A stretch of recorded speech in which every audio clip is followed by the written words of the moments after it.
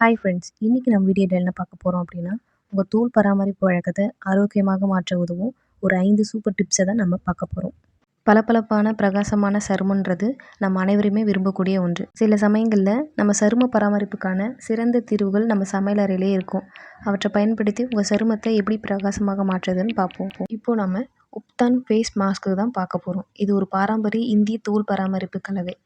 பல நூற்றாண்டுகளாகவே சரும நிறத்தை அதிகரிக்கவும் ஆரோக்கியமான சருமத்தை மேம்படுத்தவும் இதை பயன்படுத்தி போகிறாங்க. இயற்கையான பொருட்கள் சக்தியை பயன்படுத்துறது மூலம் கதிரியக்க ஆரோக்கியமான பளபளப்பிற்கான உப்தான் ஃபேஸ் பேக்குகளை நீங்கள் வீட்டிலேயே தயாரிக்கலாம். ஃபர்ஸ்ட் ஒன், மஞ்சள் மற்றும் தயிர் உப்தான் ஃபேஸ் மாஸ்க். மஞ்சள் அதன் அலர்ஜி எதிர்ப்பு மற்றும் ஆன்டி மைக்ரோபியல் பண்புகளுக்கு பெயர் பெற்றது. பல உப்தான் ஃபேஸ் பேக்குகளை பயன்படுத்த போகிற ஒரு முக்கிய மூலப்பொருள் மஞ்சள் தான். தேவையான பொருட்கள் 1 ஸ்பூன் மஞ்சள், 2 ஸ்பூன் தயிர்.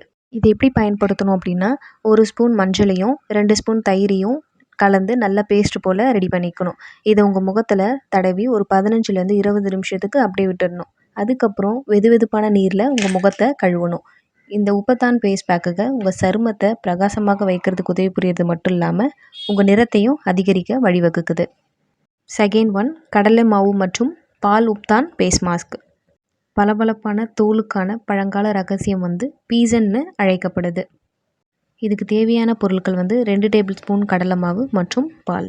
இந்த 2 பொருளையும் நல்லா கலந்து ஒரு பேஸ்ட் போல் ரெடி பண்ணிக்கணும். இதை உங்கள் முகம் மற்றும் கழுத்து பகுதியில் நல்லா தடவி நல்லா உலர விடணும். அதுக்கப்புறம் தண்ணீரில் உங்கள் முகத்தை வாஷ் பண்ணணும். இந்த ஃபேஸ் பேக்கு உங்கள் சருமத்தில் உறிந்து இந்த ரத்த செல்களை நீக்கி புத்துணர்ச்சியுடனும் பொலியுடனும் தோற்றமளிக்க வைக்குது. இதனால உங்கள் சருமம் பிரகாசமாக ஜொலிக்கும்.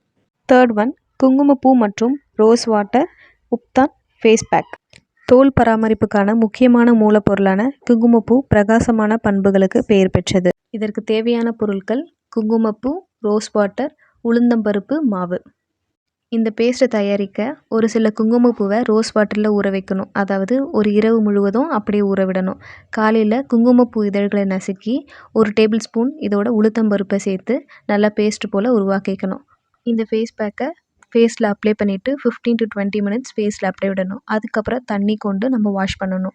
இது நம்ம ஃபேஸ் ஒளிரும் நீரேற்றப்பட்ட நிறத்திற்கு இந்த உப்தான் ஃபேஸ் மாஸ்க்கை நீங்கள் பயன்படுத்தலாம். ஃபோர்த் ஒன், ஓட்ஸ் மற்றும் தேன் உப்தான் ஃபேஸ் மாஸ்க்.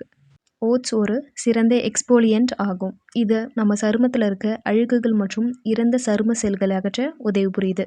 இந்த ஃபேஸ் பேக் செய்ய தேவையான பொருட்கள் 2 tablespoon oats meal, 2 tablespoon தேன், 1 ஸ்பூன் எலுமிச்சை சாறு.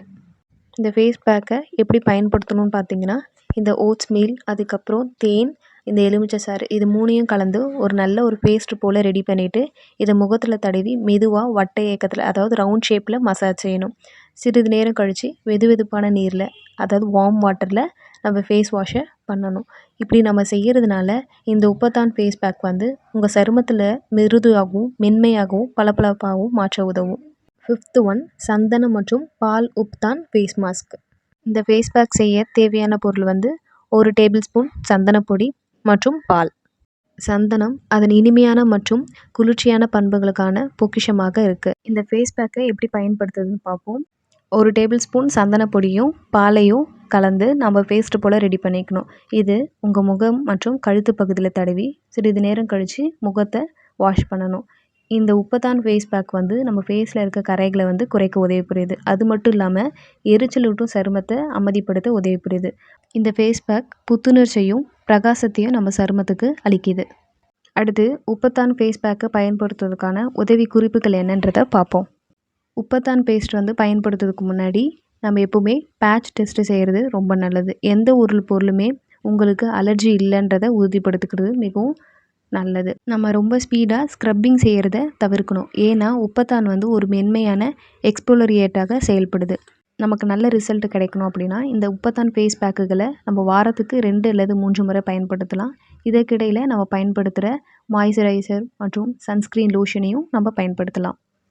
இந்த வீடியோ உங்களுக்கு பிடிச்சிருக்கும் நம்புகிறேன். பிடிச்சிருந்தால் லைக் பண்ணுங்கள், ஷேர் பண்ணுங்கள், கமெண்ட் பண்ணுங்கள், மறக்காமல் சப்ஸ்கிரைப் பண்ணுங்கள். இதே மாதிரி அடுத்த வீடியோவில் சந்திப்போம். நன்றி.